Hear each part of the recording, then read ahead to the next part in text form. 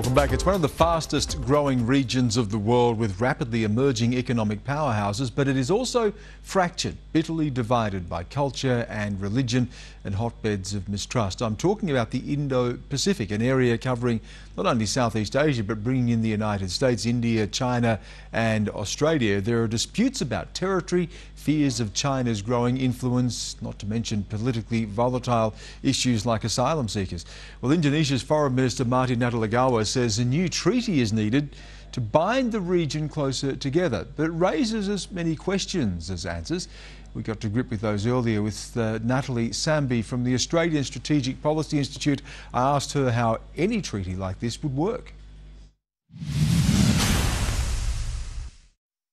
Well, it would be an agreement between the states of the region to cooperate, to find solutions to regional issues peacefully, and it would be an agreement to promote friendship and amity amongst states in the region. What issues do you think that this type of organisation will be called on to deal with? I think one of the most pressing issues in the region really is transformation of the region. What I mean by that is that a lot of states are undergoing economic transformation right now, and their relationships between them are changing. For one, the relationship between China and the United States is under evolution. So really trying to judge how those relationships will pan out as states grow in economic strength and in military strength will be something for all states to consider. Now, it's interesting there that you mentioned China and the United States, because that raises another question about just how do you define a group like this? What is the Indo-Pacific? That's a good question. The Indo-Pacific region is one that's still under discussion.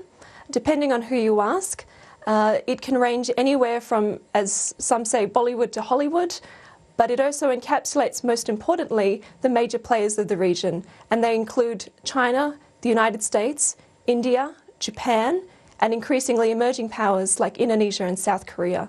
Who would lead a group like this? We know that Indonesia, the Foreign Minister there, Natalie Sambhi, has been proposing it. Does Indonesia see itself as the head? Certainly, Indonesia has become a much more proactive diplomatic actor in the international scene. I think Indonesia would like to take the lead in this particular agreement, but it's yet to be seen whether China and the United States would be comfortable with Indonesia leading the pack. There's also another question here. Why bother with any organisation like this anyway? Is it necessary? We already have ASEAN, we have APEC. What would this do that those organisations don't? Indeed, there's a complex patchwork of agreements in the region already, but from what I understand, Foreign Minister Natalie Sambhi is trying to do, he's trying to encourage a broader sense of community. So, like I said, from Hollywood to Bollywood. So, in this sense, he's trying to make sure all the major actors in the region are included.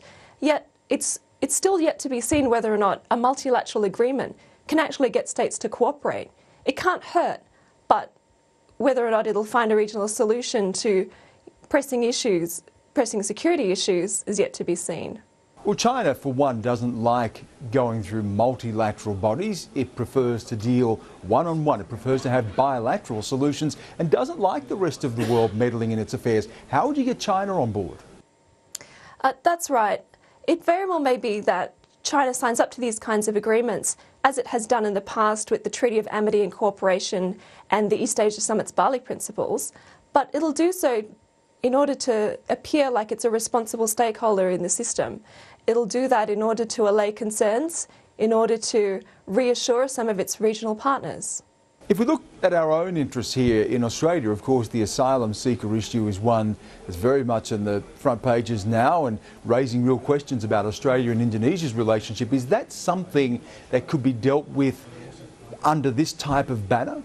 The asylum seeker issue between Australia and Indonesia pans out. It's relevant to our region, but it doesn't necessarily involve all of the actors in other regions. So while states might sign up to this kind of agreement, it's not clear whether they have a direct interest in order to participate in a regional solution. So it might be best to have states who have a direct interest in these kinds of things to come together and discuss a way forward. Well, Natalie, we're talking about a vast area and different countries that are so divided along cultural lines, geographically, along religious lines as well. How would a group like this, Indo-Pacific Treaty, bridge those divides? As Foreign Minister Natalie proposes, it's about getting states to think about themselves as part of a system, part of a common neighbourhood, and all responsible for common security.